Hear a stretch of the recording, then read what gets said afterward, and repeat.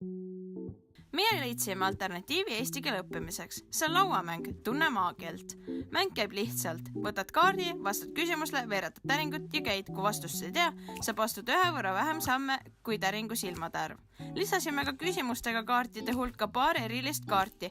Need on punasaba, pajuvasikas ja suksu. Tõmmates punasaba ehk rebase pildiga kaardi, peab liikuma sammu tagasi, hundi ehk pajuvasika kaardiga ja mängija vahele ning suksu ehk hobuse kaardiga saab 2 sammu edasi. Kaartidel on küsimused, mis on seotud eesti keele või kultuuriga. Näiteks, kuidas kutsusid vanad eestlased eesti keelt?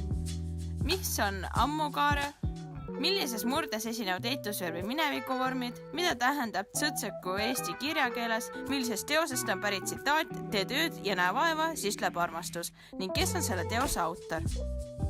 Vastuseid saab kontrollida vastuste lehelt või internetist.